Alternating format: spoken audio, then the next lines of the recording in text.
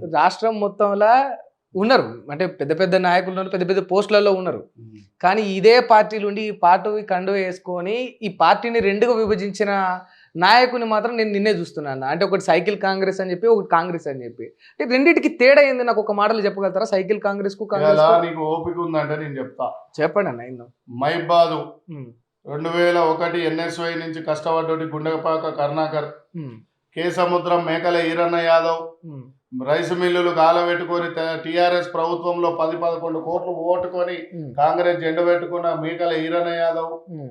సిద్దిపేట చారన్న ఒడ్ల సామాజిక వర్గం చెందిన ఆయనే, హ్మ్. నంది ఈశ్వర్ షాద్ నగర్ యూత్ కాంగ్రెస్ లో మా అనిల్ యాదవ్ తో పాటు పనిచేసిన వ్యక్తి, మా సాంగిరెడ్డి మలక్పేట్లో ఎంతో కష్టపడ్డ వ్యక్తి, మా అశ్విన్ రెడ్డి అన్న యాకత్పుర మా యూత్ కాంగ్రెస్ కు సీనియర్, వంశీకి ఇప్పుడు ఉన్న వాళ్ళందరికీ సీనియర్ యాకత్పుర వంశీ అది అశ్విన్ రెడ్డి అన్న మళ్ళా తర్వాత మన కరీంనగర్ సీనన్న మొన్న ఎమ్మెల్యే పోటీ చేసిన ఆయనను సస్పెండ్ చేసిరు బీసీ బిడ్డ అని.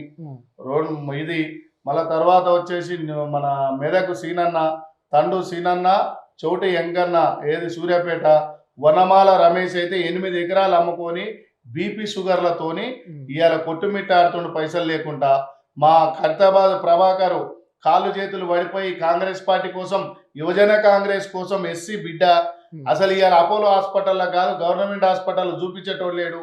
ఈ పీసీసీలు డీసీసీలు అంటోళ్ళు ఆయనకు ఆర్థిక సాయం చేయలేకపోయారు. రెడ్డి బంజారాహిల్స్ రెడ్డి అని మా యూత్ కాంగ్రెస్ లో పనిచేసిండు. మా స్టేట్ లో మా దళిత బిడ్డ మా అంబర్పేటలో హర్షవర్ధన్ అని హరీష్ అనే తమ్ముడు స్టేట్ యూత్ కాంగ్రెస్ ఇన్ఛార్జు. మా లక్ష్మణ్ యాదవ్ అంబర్పేటు హనుమంతాన్ని ఎమ్మడుండి 20-30 ఏళ్ల నుంచి లాస్ అయిన ఆయన, శంభుల శ్రీకాంత్ గౌడు. సో ఇట్లా చెప్పుకుంటూ పోతే లక్పతి, ఇట్లా చేసుకుంటూ యువజన వీళ్ళందరికీ ఏమైంది? ఎడార్ల పడ్డారు రోడ్డు మీద. టీఆర్ఎస్ లతో కొట్లాడి అలసిపోయారు. ఇప్పుడు ఇంకా అలసిపోతారు.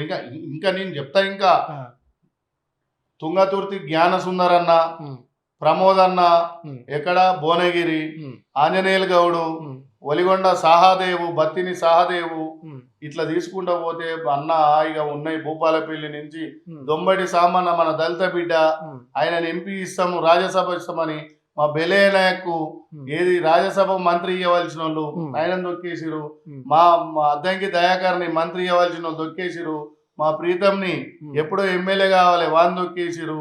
ఇక నాతో పాటుగా అందరిని తొక్కుకుండా